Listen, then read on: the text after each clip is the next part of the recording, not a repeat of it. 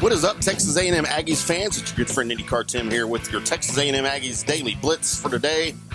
It is Florida Gators post-game edition. And what a fun game to watch, huh? Marcel Reed gets a win in his first collegiate start as he subs for the injured and just ruled out literally just before the game, Connor Wiegman. But A&M tops Florida 33-20 in the Swamp. It ends a 10-game road losing streak by the Aggies. And, of course, gives Mike Elko his first road win for the Aggies.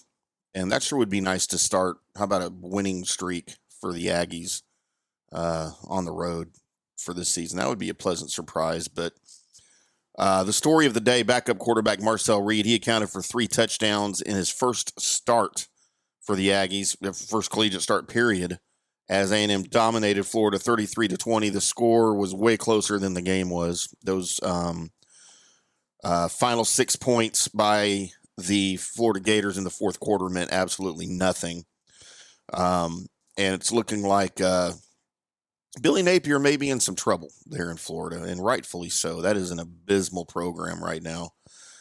Gator fans are not happy out there in Gainesville or anywhere. But again, the story is Reed filling in for Wiegman. He threw 2 touchdown passes and he ran for another score as the Aggies won a road game for the first time in almost 3 years after, as I mentioned, dropping 10 straight on the road. This one should and will go down as a signature win for Mike Elko.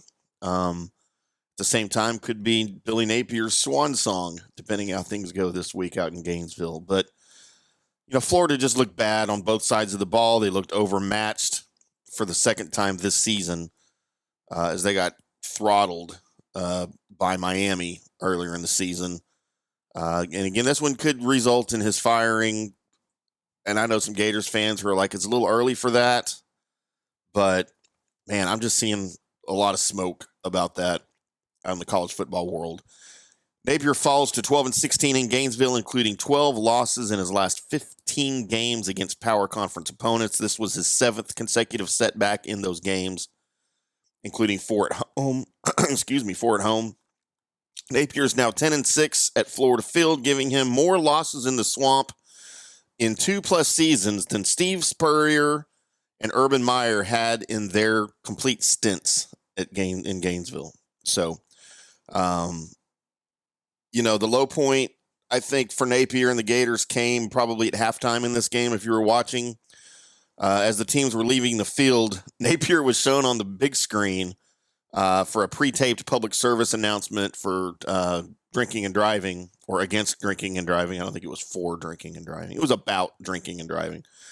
Napier was just booed incessantly by the entire stadium while he was on the big screen during that announcement. And then he was also booed again as he was headed down the tunnel after his halftime TV interview. So Florida really had nothing for the Aggies on Saturday. They were down 20-0 before Graham Mertz finally connected with Elijah Badger. Excuse me, I'm all choked up about this one for some reason. Elijah Badger for a 14-yard score. Marcel Reed, again, the story of the day, took him just 2 plays to answer that touchdown, and he hit Cyrus Allen for 73 yards. That was a pretty one, too. That was a real pretty one. Bryce Anderson got an interception, returned it 45 yards for a 33-7 lead. And that was pretty much it. And that was all she wrote. But, man, a big day for the Aggies here on both sides of the ball. Marcel Reed finishes 11-17 for 178 yards, 2 touchdowns. Le'Veon Moss, 18 carries, 110 yards. Reed had 13 carries for 83 yards in the score that we mentioned. Amari Daniels, 13 carries, 68 yards. E.J. Smith, on his dad's old field, getting in on the action. He had 6 carries for 24 yards. And I'm liking what I'm seeing out of E.J. Smith, to be quite honest with you. I know he's down on the depth chart right now, but I'm liking what I'm seeing from him. I didn't see anything when he was at Stanford, but I'm seeing a few things from the Aggies while he's with the Aggies here. Cyrus Allen, 3 catches for 81 yards with the touchdown. Of course, that long touchdown is 73. Theo Melanostrom, Thor, 1 catch for 29 yards, and had the other touchdown through the air. But again, Graham Mertz and DJ Lagway both looked horrible. 12 of 15 for 195 yards, a touchdown and a pick for Graham Mertz. DJ Lagway, 6 of 13, 54 yards, 1 touchdown and 2 interceptions. Neither one of those guys looked like they were in very good command of the offense, or at times looked like they just didn't have a clue of what was going on.